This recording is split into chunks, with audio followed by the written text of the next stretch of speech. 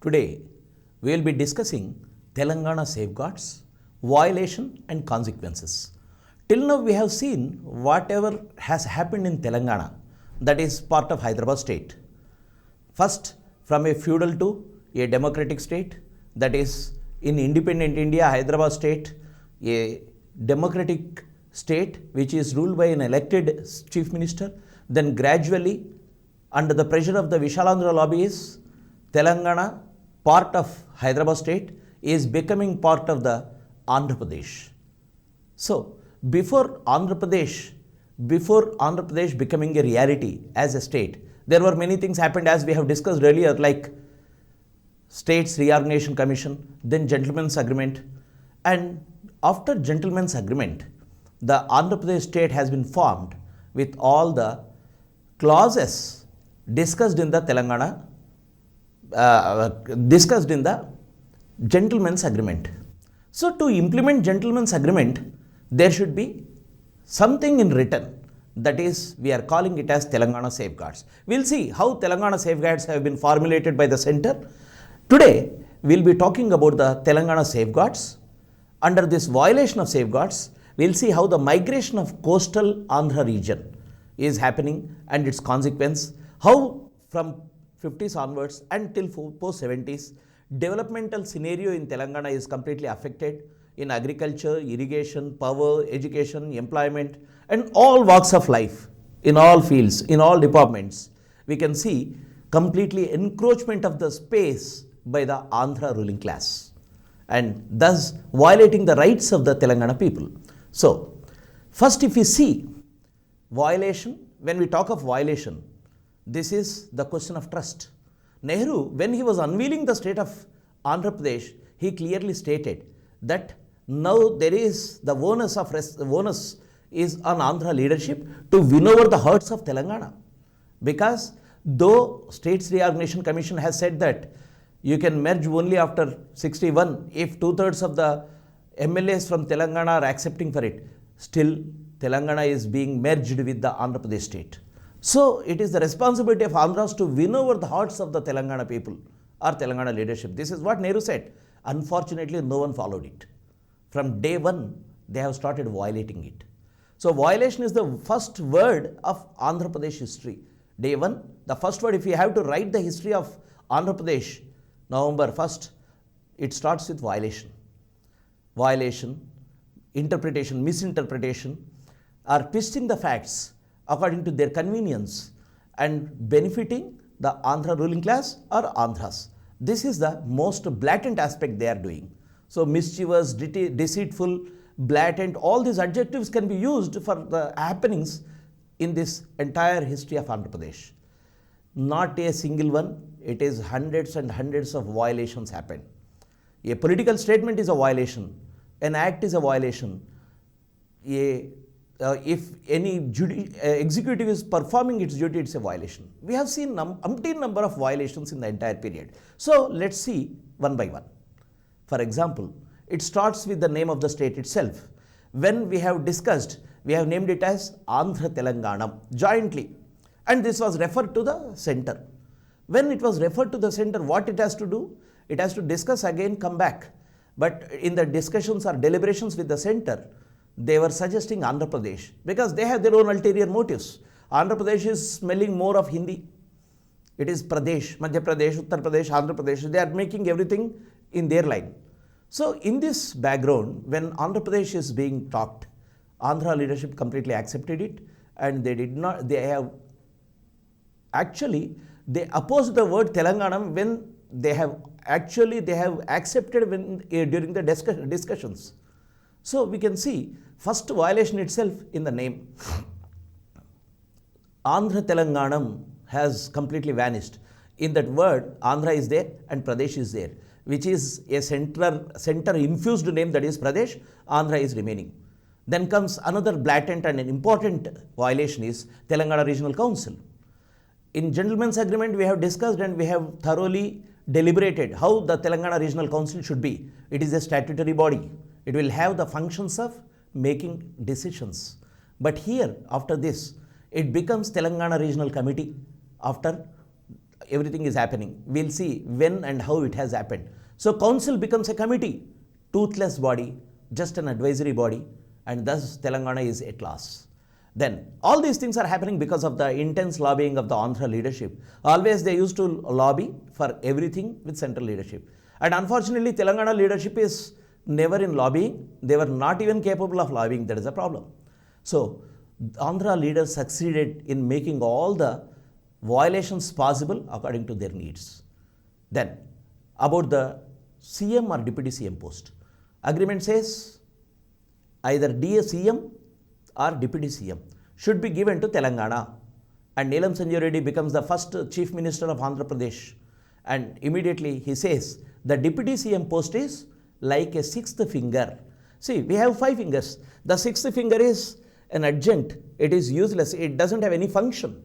So sixth finger means useless finger, and he is comparing Deputy CM post with useless finger, and now he is taking a measure not to take any Telangana personality into his ministry or into his cabinet as a Deputy CM, so that he can avoid a powerful personality inside. For example, if someone has to be taken, it would have been KV Rangareddy, Konda Venkata Rangareddy.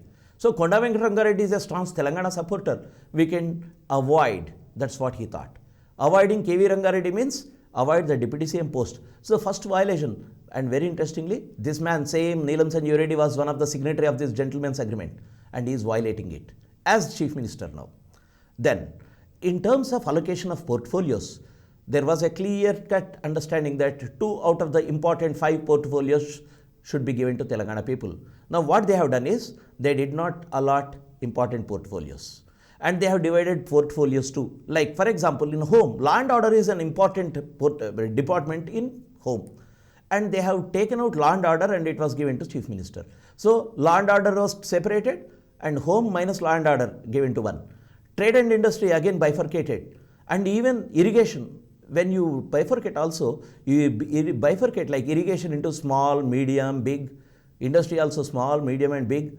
So you can avoid giving an entire portfolio a Telangana minister and making him powerful, him or her powerful. This was the malicious intention behind all these violations.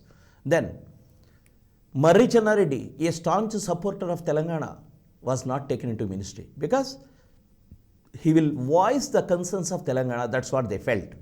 Then VB Raju, a settler who was for Vishalandra always, was taken as revenue minister. We'll see the ramification. We'll see the effect of VB Raju being the revenue minister in future. So convenient people will be given better portfolios. Inconvenient people were completely avoided, and thus the ministry was formed. And about the party, Telangana Congress Committee was merged with AP in 1957 itself. But according to the agreement, it will continue till 61. What has happened? Why they have merged means not to give a platform for the Telangana leaders, Telangana Congress leaders at national level or state level, higher platform. And they wanted to make them subordinate. And with the introduction of Panchayat Raj system in the next phase, what happened? The Andhra leadership were subjugating or were making all the local Telangana leaders subjugated before them, and they were running the show. This is what has happened in politics. Safeguards is a word. To implement the points of gentleman's agreement, Telangana safeguards were introduced. Who introduced it? Parliament. In the Parliament, the central government has introduced. The Andhra Pradesh Regional Committee Order 1958. It was issued on 1st February 1958 and also known as Presidential Order and also known as Telangana Regional Committee. This Telangana Regional Committee, remember I talked about council, as the agreement says, now it is Regional Committee. What is the major violation in TRC? Major violations in TRC. See, in the agreement, it is stated that CM or Deputy CM from Telangana will be the chairman, and it is not implemented. Instead, election to the chairmanship of TRC will happen. Means the members of the TRC will elect one chairman. See, CM or Deputy CM would have been more powerful person to dictate or to decide upon the affairs of Telangana.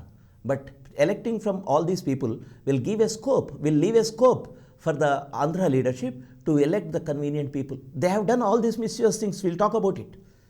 For example, you can take the elections, they tried to make their comfortable person like Gurumurthy as the chairman. We will talk when I am talking about the elections and constitution of TRC. Constitution of TRC itself is a very interesting thing. In gentleman's agreement, we talked about 20 members from different categories. Now gentleman's agreement is gone. Now the safeguards is talking about all the legislators of Telangana will be in TRC. Why they have taken all the legislators of Telangana? As we know, there are many people who were the supporters of Vishalandhra. For example, communists were supporters. Even in Congress, there were many supporters like V.B. Raju plus all the other people. V.B. Raju with bad intention, V.B. Raju with bad background, or V.B. Raju with some settler background. But the Telangana people also, there are some people who are completely supporting Vishalandhra concept. So that will make them happy, that will make the leadership of Andhra comfortable to elect the persons as chairman. That is why they have changed the composition of TRC itself. And next one is about the sale of agricultural lands, which is very, very important, because if most of the Andhras are buying agricultural lands in Telangana, what will happen? The people of Telangana will get alienated from agriculture. Because we have seen in 1920s itself, when the new dams were constructed, Nizam invited many people to come and settle down under the Anicut regions. Then many people came from Andhra, purchased, especially in Nizam Sagar area or this one Nalgonda region, under Nagarjuna Sagar in the latter period. We have seen many people coming and settling down as the agriculturists.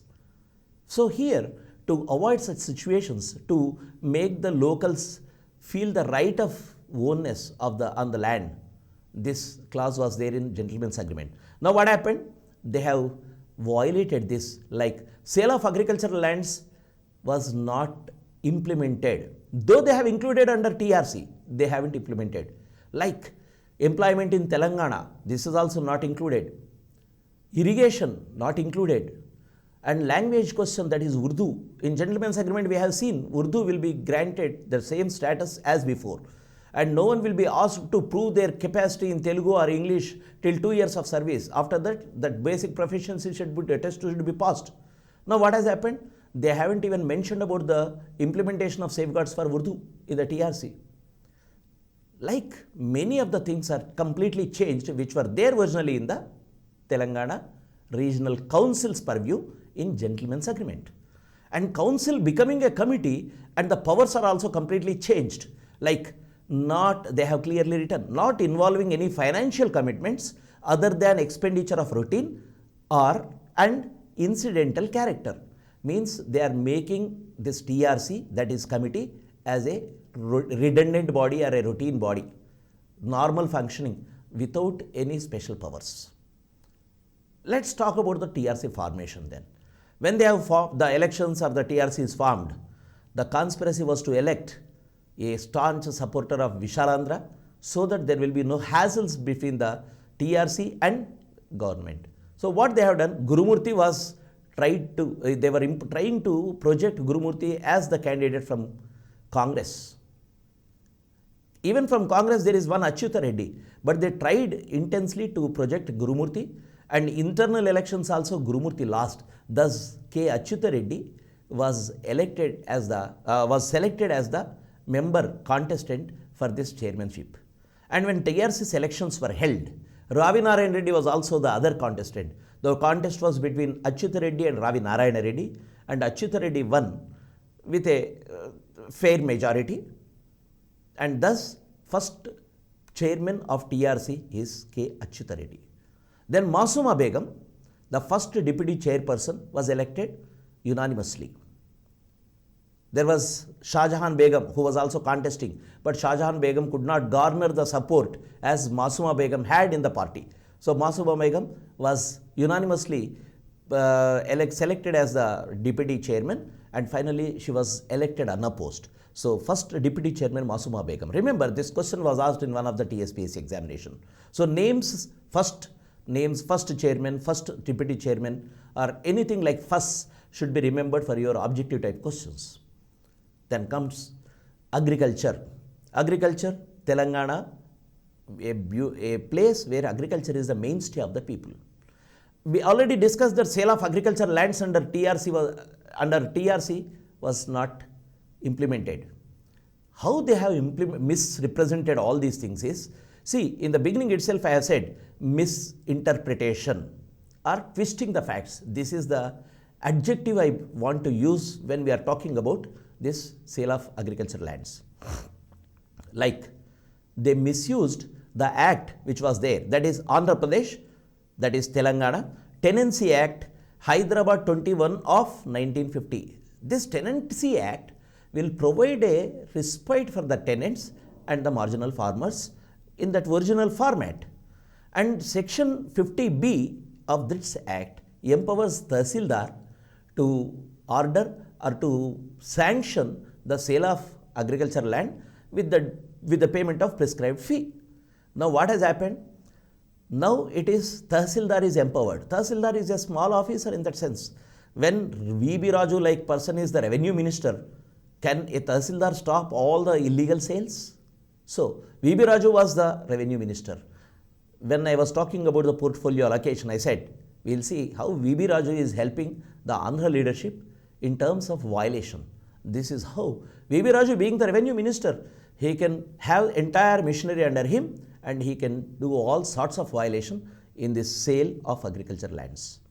And at the same time, many Andhra employees were there in the department. Velodi government, we have seen many people from Andhra came in and joined the duties. So here, many Andhra employees were there in revenue department. So the job is very easy. At the top, you have the minister who is a supporter. Below, at the implementation level, you have Andhra employees. So sale of agricultural lands for non-Telanganites is happening happily without any hassle. So thus, lakhs of acres were transferred to Andhras in this period. Then comes another important aspect of violation. When we talk about Telangana movement, last phase, the slogan, Neelu, Nidhulu, Niyamakalu, water, resources, employment. Water is a crucial question. Even today we have the same problem. Even today, even after the bifurcation, after 4 years, we are facing the same thing. We have regular contradiction with Andhra Pradesh regarding the Krishna waters and some aspects about Godavari. Krishna, Nagarjuna Sagar Dam, we have seen, we have witnessed in the last 2 years, twice police personnel from both the sides were gathering on both sides of Nagarjuna Sagar barrage to safeguard the interests of their respective states. Means the contradiction between Telangana and Andhra Pradesh in terms of water sharing, particularly Krishna, is so violent in this background. Now they have to work hard to violate all the provisions, to misuse their power and make Telangana a victim in irrigation sector. Many projects which were actually started during Nizam period were not again included in the plans. No project approved before 1956 should be stopped. This was a class. This is a general class. Whenever you are merging with the other one, we might have done some arrangements, we might have had plans like some projects before merger. So the new state, the United Andhra Pradesh, should not stop the old projects. It should be continued. But what has happened? They have twisted all these things. They have violated blatantly. They never cared for any rule of law. Less allocation for irrigation was done to Telangana. First, if you allocate very less, what will happen? You are killing the project without saying that I am killing it. You don't allocate, automatically the project will dry up. Only 16.11 crores were allocated during that period, immediate beginning period. Projects were withheld. Withheld means they did not initiate the projects which were already in the pipeline or on the paper. Like on Godavari, we have Ichampalli, Devunuru on Manjira, Penganga, Pranahita, and on Krishna river, we have Upper Krishna, Bhima, low-level canal on Tungabhadra. So almost 1, 2, 3, 4 plus 3, 7. 7 projects were completely stalled. They were withheld. This is the story. We are talking the sad tale of irrigation for Telangana. Pochampad. We have this in regular news always. Pochampad, Sriram Sagar. It's a 5-decade-old project. It was started in early 1940s And what is happening? The scope of Pochampad was reduced in Andhra Pradesh period, under Andhra Pradesh government. The original proposal was for 257 TMCs and to irrigate 16.20, that is 16.20 lakh acres in 6 districts. Now under United Andhra Pradesh, Pochampad completely reduced in size, reduced it to 26 TMCs. Where is 257? Where is 2066? Almost 4 times. Then irrigation, 3,60,000 acres. Original plan was for 16.20 acres, lakhs acres. Now it is spread only in 2 districts, from 6 to 2 districts. Thus, Pochampad project, which was a huge project, was completely made a smaller one or medium one. And TRC tried to project this injustice. They wanted to expose this injustice. They have made memorandums, they met center, president and many things, but could not do anything. So TRC's power was so less that Pochampad could not be revived to its real or original size. So what has happened? Very interesting. First, on paper, you reduce the size. It was reduced, as we have seen, the statistics spoke. Then in 1963, they have laid the foundation. And till 1969, means the whole 6 years, they have spent only 11 crore rupees on the project. 11 crores is a meager amount. You can start a project site office, that's it, nothing more than that. Site office, salaries of the employees, plus some initial designs, nothing more than that. So this was the sad state of Pochampad in the beginning. In this whole process, what has happened? When you reduce the capacity of Pochampad, the share of water which Pochampad will be having was utilized by Maharashtra, and Maharashtra gained at least 60 TMCs, and Telangana's water share got reduced. Who did it? This is the Andhra ruling class did it. They consciously reduced the size of the Pochampad. We'll see why they are hell-bent on deceiving the projects in Telangana region. The ulterior motives we have to discuss. So, on one side, Maharashtra is gaining at the cost of Telangana, and Telangana is losing at the cost of the leadership, Andhra Pradesh leadership. Kadem project, which was the only project which was under construction at the time of 1956. And AP government reduced it to 53 TMC, from 53 to 12 TMCs. Original plan was 53 TMCs. It was reduced to 12 TMCs. You can see, cutting down the size. Then Devanuru project on Manjira river stopped, dropped or halted. Then, why these things happened on Godavari? I have talked about Ichampalli and I have talked about this Kadem and Pochampad. Why this has happened? Why Andhra leadership is not interested in continuing the projects on Godavari? It's because by reducing the capacity or by stalling the project, what do they gain? First, the Godavari waters which were available or which are used by these projects and irrigate the areas of Telangana can be used by Andhra if you don't have a project here. Like Dhavaleshwaram barrage near Rajamandri. If you don't have projects here, Dhavaleshwaram will have more water for 2 crops a year for all the delta regions. So, lessen the share or you cut the dams here and take the water to Dhavaleshwaram. This was the action. Then apart from it, if some amount is sanctioned from center for building of irrigation projects, if you are not building the irrigation projects here, what will happen? The amount which was allocated can be spent on the projects in Andhra. So, you will benefit on the second aspect also. So, third one, if Godavari waters can be diverted through canals or lifts to some other region and make the way to Krishna Penna basin in future, Godavari will meet Krishna Penna basin and in future it can irrigate Andhra and Rayalaseema. Who is at last? Again Telangana at last. So this is the story about Godavari. Then what about Krishna? Krishna river flows in 2 districts of Telangana. One is Mahbub Nagar, second one is Nalgonda. Nagarjuna Sagar, a huge dam is on Krishna. if we see the history of Nagarjuna Sagar, we will see the tale of deceit. How you can make it, how you can cheat the people of the other region if you have power. This is a tale of abject neglect. Abject neglect means utter neglect. Like, original proposal was 1930. The proposal was on Krishna, they wanted to build 3 dams. One on Upper Krishna at Kamaldinne in Gulbarga region, that was under Hyderabad state.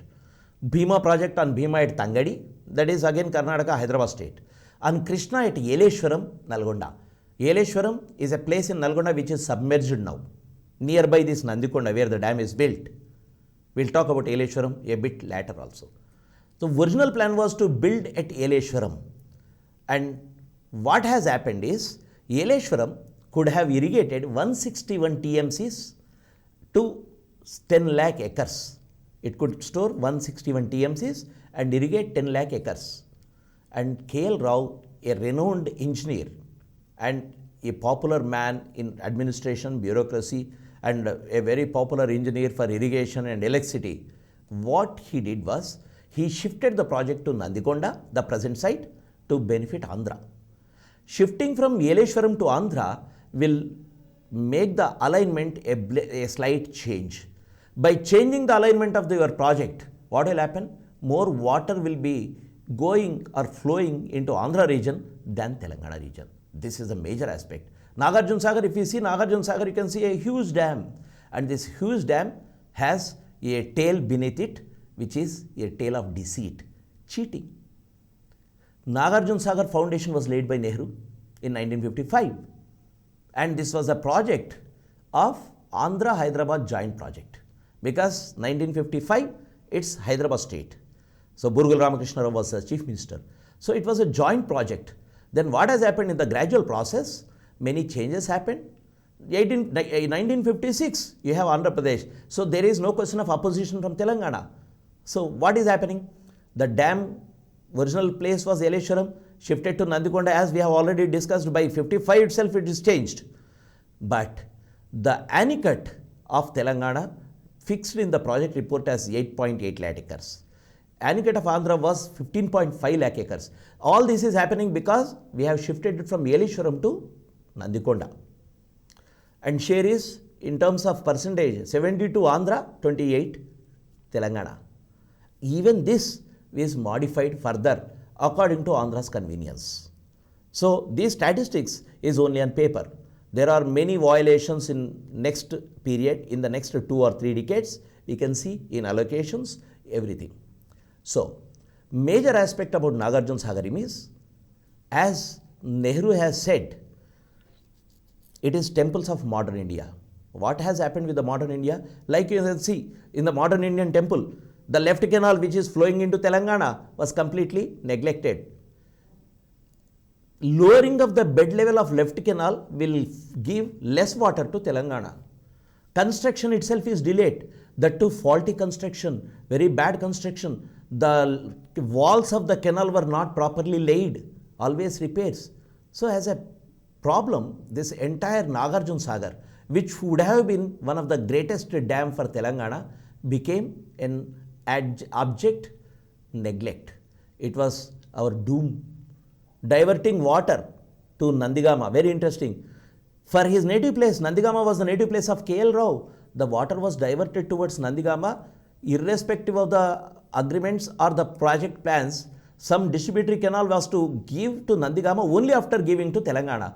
But violating it, they have distributed directly to Nandigama without giving to Telangana. Raising the water to delta regularly, this is all happening. In financial obligation also, the amounts Telangana has to bear in the construction of Nagarjuna Sagar dam was violated. Like 11.76 crore was extra paid by Telangana. All these things are discussed by Professor Jayashankar in his paper, The Telangana Movement 1969. He was trying to show why Telangana rose in agitation against Andhra state in this period. So, this is about Nagarjuna Sagar and part of Krishna. So, temple of modern India, as Nehru said when he was inaugurating Bhakranangal Dam.